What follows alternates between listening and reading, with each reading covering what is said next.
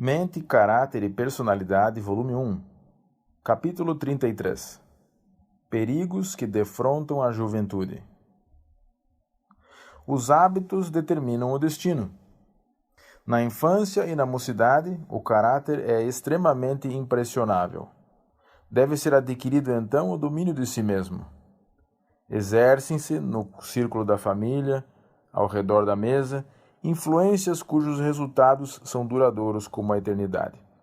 Acima de quaisquer dotes naturais, os hábitos estabelecidos nos primeiros anos decidem se um homem será vitorioso ou vencido na batalha da vida. A juventude é o tempo da semeadura. Determina o caráter da colheita para esta vida e para a outra. Disciplina própria e condescendência própria. O mundo está entregue à condescendência com as suas próprias inclinações. Abundam erros e fábulas. Multiplicam-se os ardis de Satanás para destruir as almas. Todos quantos querem aperfeiçoar a santidade no temor de Deus têm de aprender as lições da temperança e do domínio de si mesmo. Os apetites e paixões devem ser mantidos em sujeição às mais elevadas faculdades do espírito. Esta disciplina de si mesmo é essencial àquela resistência mental e visão espiritual que nos habilitarão a compreender e praticar as sagradas verdades da Palavra de Deus. É por esta razão que a temperança tem seu lugar na obra de preparação para a segunda vinda de Cristo. Portai-vos varonilmente, fortalecei-vos. Os jovens devem ter ideias amplas e planos sábios, para poderem tirar o maior proveito de suas oportunidades e apanhar a inspiração e a coragem que animaram os apóstolos. Diz João: Eu vos escrevi, jovens, porque sois fortes, e a palavra de Deus está em vós, e já vencestes o maligno. Elevada norma é apresentada perante a mocidade, e Deus a convida a entrar em serviço real para ele. Moços de coração sincero, que se deleitam em ser alunos na escola de Cristo, podem fazer grande obra pelo Mestre, se tão somente derem ouvidos à ordem do comandante, ao ressoar ela ao longo das fileiras até o nosso tempo. Portai-vos varonilmente e fortalecei-vos. Perigo de negligenciar a educação e o preparo especial. Os jovens que desejam ingressar no campo como pastores, colportores ou angariadores devem primeiro receber um conveniente grau de educação mental, assim como um preparo especial para a sua vocação. Os que são pouco educados, despreparados e incultos não estão em condições de ingressar num campo em que a poderosa influência do talento e da educação combatem as verdades da Palavra de Deus.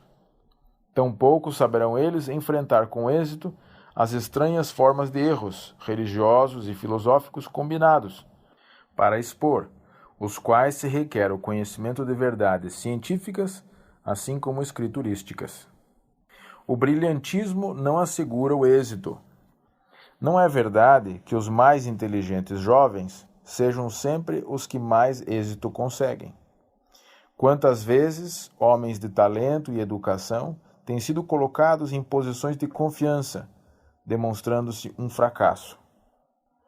Seu brilho tinha a aparência de ouro, mas quando provado, mostrou-se apenas ouropel e escória. Fizeram de sua obra um fracasso devido à falta de fidelidade. Não eram industriosos e perseverantes e não iam ao fundo das coisas. Não estavam dispostos a começar do início da escada, subindo mediante paciente labor, lance após lance, até chegar ao topo. Caminharam nas faíscas que eles mesmos acenderam. Não confiaram na sabedoria que só Deus pode dar. Sua falha não proveio de falta de ensejo, mas de sobriedade. Não sentiram que suas vantagens de educação lhes eram de valor, e assim não avançaram como poderiam ter feito, no conhecimento de religião e ciência. Seu espírito e caráter não foram equilibrados por elevados princípios de justiça. Não há virtude na ignorância. Julgavas da mais alta importância obter uma educação científica. Não há virtude na ignorância, e não é certo que necessariamente os conhecimentos atrofiem o crescimento cristão. Se, porém, tu os buscares, dirigido por princípios, tendo em vista o objetivo certo e sentindo sua obrigação para com Deus, de usares tuas faculdades para o bem dos outros e para promoveres a glória de Deus, os conhecimentos te ajudarão a alcançar este fim. Isso te ajudará a pôres em exercício as faculdades que Deus te concedeu e empregá-las em seu serviço. Preferindo o lado da desgraça. A palavra divina julgar-nos-á a cada um de nós no grande dia final. Os rapazes falam acerca de ciência, e sua sabedoria está acima do que está escrito. Buscam explicar os caminhos e obras de Deus, de modo a satisfazer a própria compreensão finita. Tudo isso, porém, é deplorável fracasso. A verdadeira ciência e a inspiração se acham em perfeita harmonia. A falsa ciência é um tanto independente da divindade. Não passa de pretensiosa ignorância. Esse enganoso poder tem cativado e escravizado a mente de muitos, os quais preferiram as trevas à luz. Colocaram-se ao lado da incredulidade, como se duvidar fora virtude, indício de elevação de espírito, quando, ao contrário, é sinal de espírito demasiado fraco e estreito para perceber a Deus em suas obras criadas. Não poderiam sondar o mistério de sua providência, ainda que com todas as suas forças o estudassem por toda a vida. E porque as obras divinas não podem ser explicadas por mentes finitas, Satanás traz sobre eles seus sofismas e enreda-os nas malhas da incredulidade.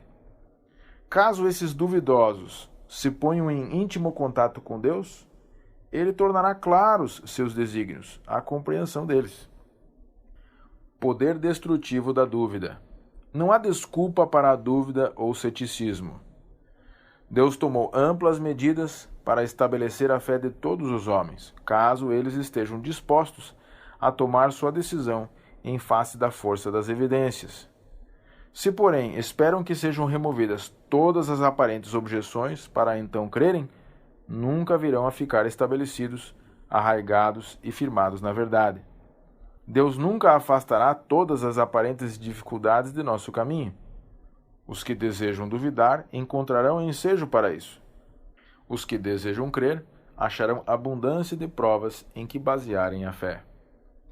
É inexplicável a atitude de alguns, inexplicável mesmo para eles. Esses andam flutuando sem uma âncora, jogados daqui para ali na cerração da incerteza. Bem logo, Satanás se apodera do leme e dirige-lhes o frágil batel a seu bel prazer. Ficam sujeitos à sua vontade. Não houvessem essas mentes dado ouvidos a Satanás e não teriam sido enganadas pelos seus sofismas. Houvessem permanecido firmes ao lado de Deus e não teriam ficado confundidas e perplexas. Fracasso em pôr em uso prático os conhecimentos adquiridos. Mas, jovens, se embora alcanceis muito conhecimento, deixardes de pôr em uso prático esse conhecimento, deixareis de alcançar seu objetivo. Se ao obterdes educação vos tornares tão absortos em vossos estudos que negligencieis a oração e os privilégios religiosos, tornando-vos descuidosos e indiferentes quanto ao bem-estar da vossa alma, se deixares de aprender na escola de Cristo, estareis vendendo vossos direitos de primogenitura por um guisado de lentilhas. O objetivo pelo qual estáis adquirindo a educação não deve ser perdido de vista, por um momento sequer. Deve ser aperfeiçoar e dirigir vossas faculdades, de modo a vos tornardes mais úteis e serdes uma bênção aos outros, até o limite da vossa capacidade. Se, ao obter conhecimentos, aumentares o vosso amor a vós mesmos e a vossa tendência a recusar-vos a assumir responsabilidades, será melhor que desistais de educar-vos.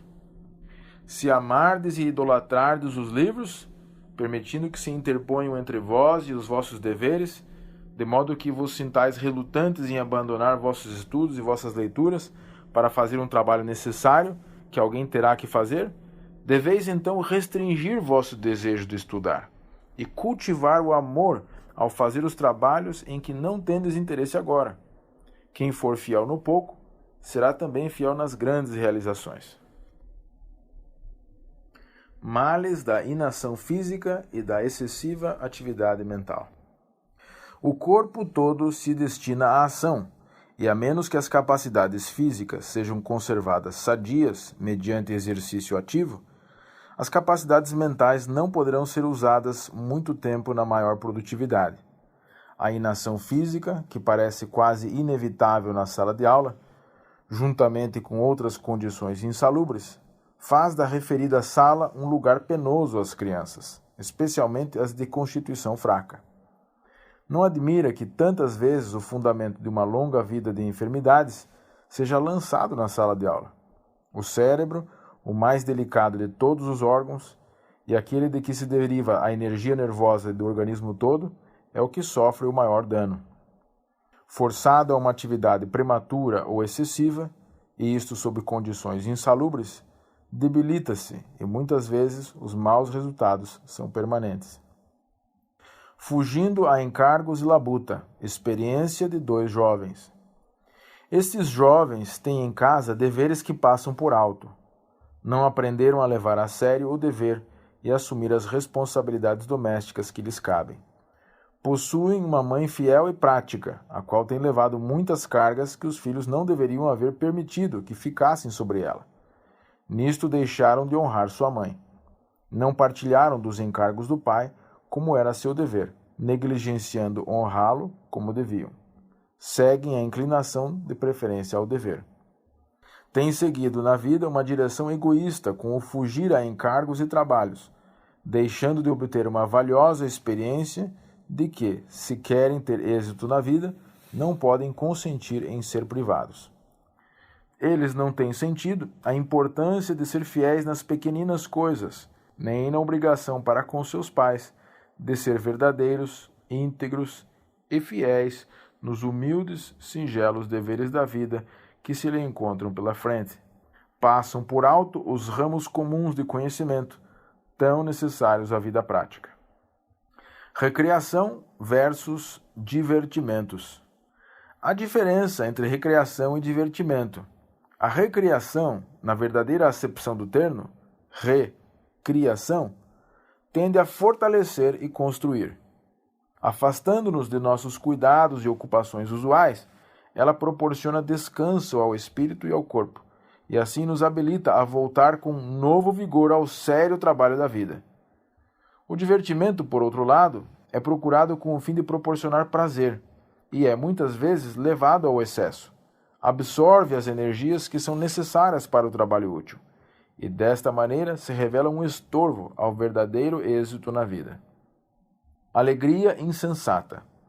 Nossa recreação não deve se constituir de cenas de alegria insensata, tomando a forma de ridículo. Podemos conduzir-nos de maneira que elevemos e beneficiemos aqueles com quem nos associamos, melhor qualificando-nos, como também a eles, para com mais êxito atendermos aos deveres que sobre nós recaem, como cristãos que somos. As danças modernas. A dança de Davi em júbilo reverente perante Deus tem sido citada pelos amantes dos prazeres para justificarem as danças modernas da moda. Mas não há base para tal argumento. Em nosso tempo, a dança está associada com a extravagância e as orgias noturnas. A saúde e a moral são sacrificadas ao prazer. Para os que frequentam os bailes, Deus não é objeto de meditação e reverência. A oração e o cântico de louvor seriam percebidos como que estando deslocados nas reuniões deles. Esta prova deve ser decisiva. Diversões que tendem a enfraquecer o amor pelas coisas sagradas e diminuir nossa alegria no serviço de Deus não devem ser procuradas por cristãos. A música e dança, em jubiloso louvor a Deus, por ocasião da mudança da arca, não tinham a mais pálida semelhança com a dissipação da dança moderna. A primeira tendia à lembrança de Deus e exaltava seu santo nome. A última é um ardil de Satanás, para fazer os homens se esquecerem de Deus e o desonrarem. Procurando satisfação em divertimentos e prazeres. O inimigo busca, por muitas maneiras, desviar-nos o espírito do estudo da palavra. Muitos leva ele a buscar satisfação em divertimentos e prazeres que parecem desejáveis ao coração carnal. Mas os verdadeiros filhos de Deus não procuram sua felicidade neste mundo. Buscam as perduráveis alegrias de um lar na cidade eterna, onde Cristo habita e onde os remidos receberão as recompensas da obediência aos mandamentos de Deus. Estes não desejam as diversões transitórias, baratas desta vida, mas a duradoura bem-aventurança do céu. Pensamentos tolos e conversação fútil. Por que não conservar a mente fixa nas insondáveis riquezas de Cristo, a fim de que possais apresentar a outrem as joias da verdade? É possível fazer isso enquanto condescendermos com um espírito ocioso e desassossegado, sempre a buscar algo que satisfaça os sentidos, algo que divirta e provoque uma risada insensata?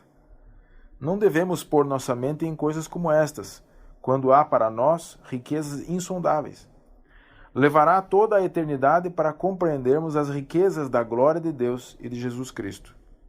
Mas as mentes que se ocupam com leituras frívolas, com contos excitantes ou com a busca de divertimentos, não demoram o pensamento em Cristo, nem podem regozijar-se na plenitude de seu amor. A mente que encontre prazer em pensamentos insensatos e conversação fútil é tão destituída da alegria que vem de Cristo como eram as colinas de Gilboa, do orvalho e da chuva. A roda viva do excitamento. As cidades modernas estão rapidamente se transformando em Sodomas e Gomorras. Numerosos são os dias de folga.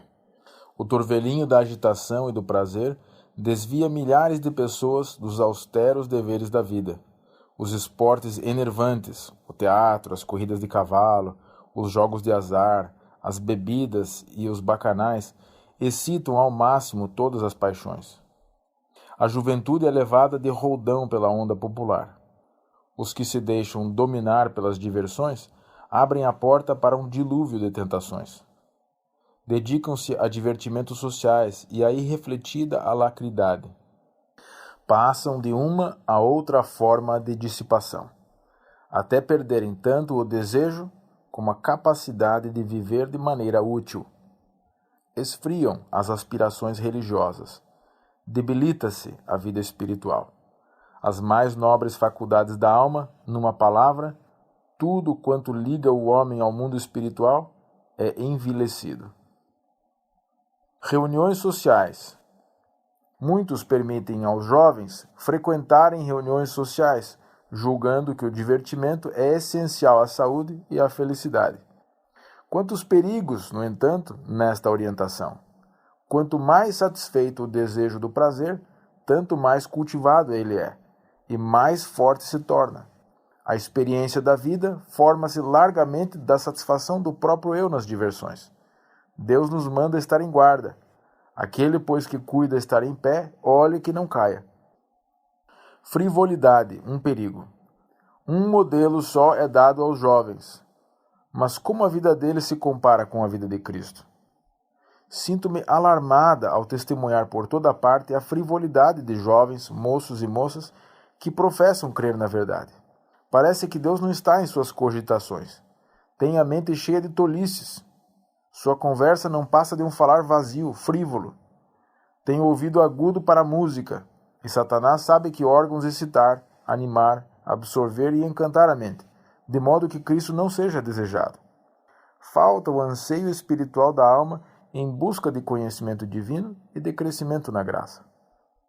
A condescendência rouba ao cérebro o seu poder.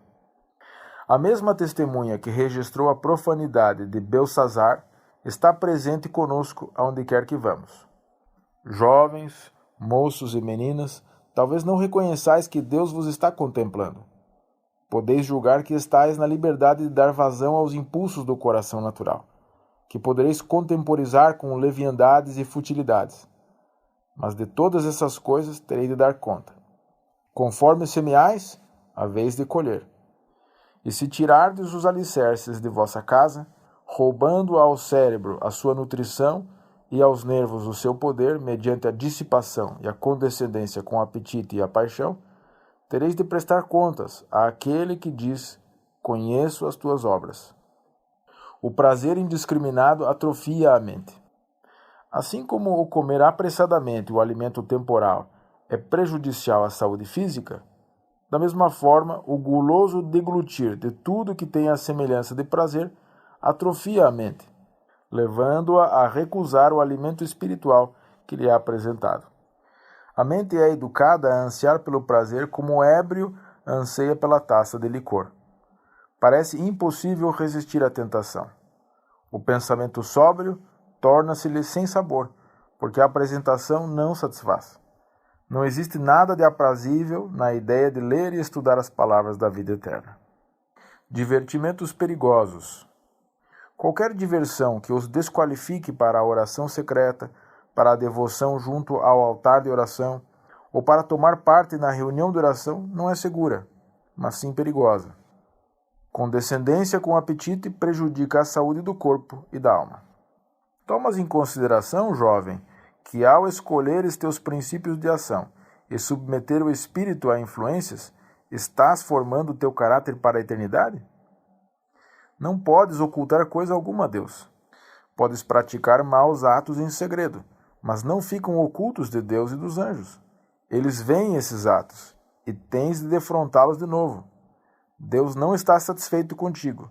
De ti é exigido estares muito mais adiantado em conhecimento espiritual. Com todos os privilégios e oportunidades que Deus te concedeu, não tens obras correspondentes. Tens um dever para com os outros, e um dever compreendido imperfeitamente será executado imperfeitamente.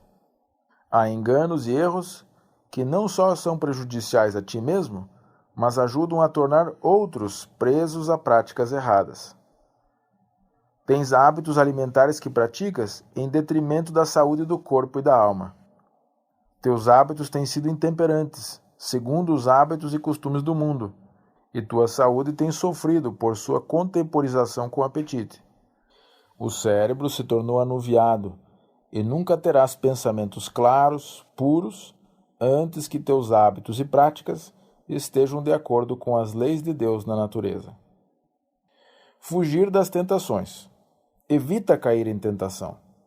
Quando tentações te cercam e não podes controlar as circunstâncias que te expõem a elas, então podes reclamar a promessa de Deus e com confiança e consciente poder exclamar: tudo posso naquele que me fortalece. Filipenses 4:13. Existe força para todos vós em Deus, mas nunca sentireis necessidade desta força, que unicamente pode salvar-vos, a não ser que sintais vossa fraqueza e pecaminosidade. Jesus, teu precioso Salvador, chama-te agora para tomar posição firme sobre a plataforma da eterna verdade. Se sofreres com ele, ele te coroará com glória em seu reino eterno. Se estás disposto a tudo sacrificar por ele, então ele será teu Salvador. Se, porém, preferires seguir teu próprio caminho, continuarás a andar em trevas, até que seja tarde demais para assegurar-te da recompensa eterna. Entreter ambições justas. Ama a justiça, porque é justiça, e analisa teus sentimentos, tuas impressões à luz da palavra de Deus. A ambição mal dirigida te levará à tristeza, tão certo como é a ela cederes.